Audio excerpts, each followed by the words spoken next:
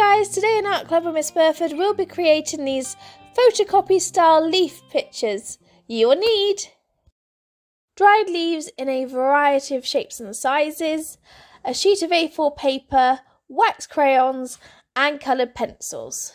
The first step is to break your crayons in half. I know that goes against all rules normally, but it's so that you have double the amount of crayons for the kids, so you can do this with blacks, browns, purples and blues, and then strip off the paper.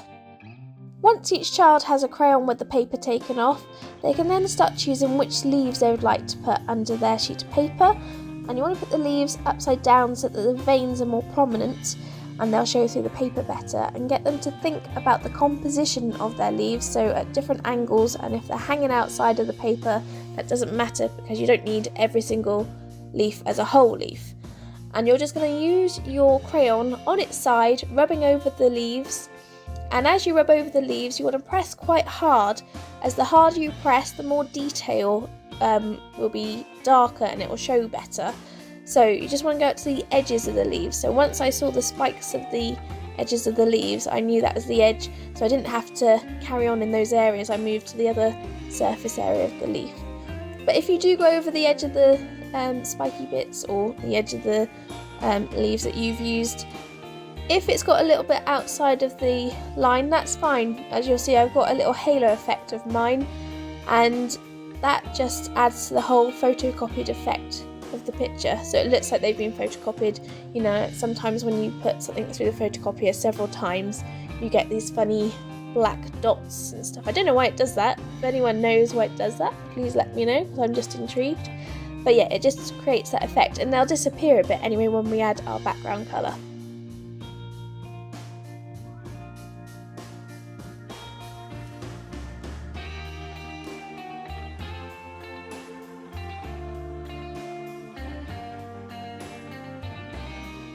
When you're happy that you've got as much detail of your leaf as possible, you can then choose your next leaf. So try and choose a variety of sizes or a variety of different style of leaves.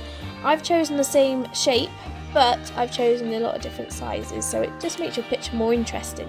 And with your leaves, you want to fill the page. Like I said, do them at different angles so it makes it more interesting. And when leaves fall, they do fall at different angles. They don't fall straight down the same way.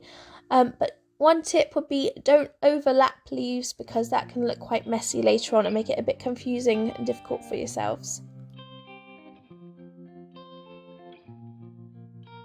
As you can see, I used 4 different leaves and they're all facing a different angle, and it really filled up my page. So I was just showing you here how leaves would not fall all facing downwards, and that they blow in the wind completely different, so they're all going to be in different directions. It makes for a more natural picture. And you can play around with different compositions. You might want to do that before you start doing your leaf rubbings.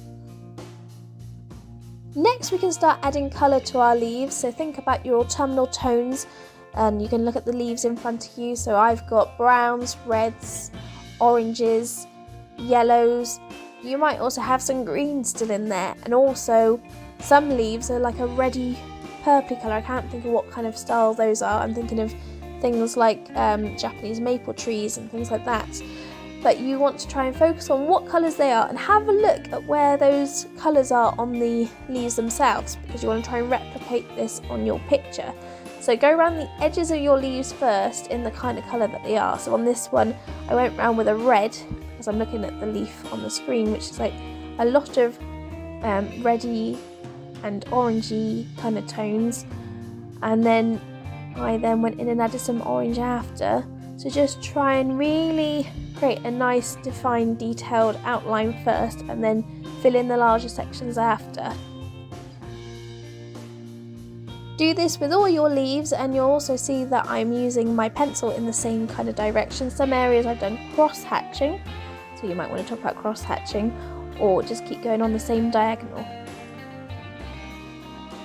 I saturated and exaggerated the colours of my leaves just to make my picture a bit more interesting. Otherwise I would have literally just had red and a brown and a very mustardy kind of yellow. I wanted a bit of brightness added in there.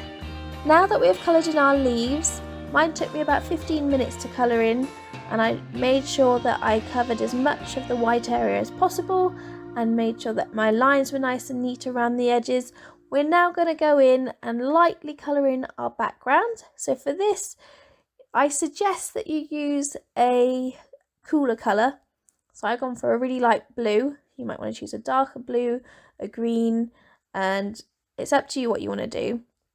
But I just think that the cooler colour works really well with the warm tone of the leaves. It makes it stand out a bit more, and it makes me think of cold autumn days, like where you've got the nice blue sky and nice crisp leaves on the bottom, and just use this to really fill out your background colour and make your leaves pop.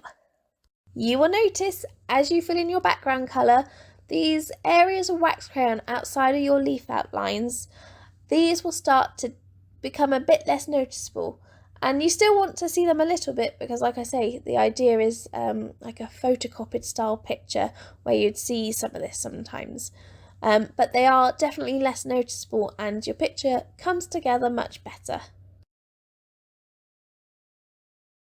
If you enjoyed this video, give it a thumbs up and subscribe for more art lessons like this every week and other art related content every now and then. See you next week for more Art Club with Miss Burford!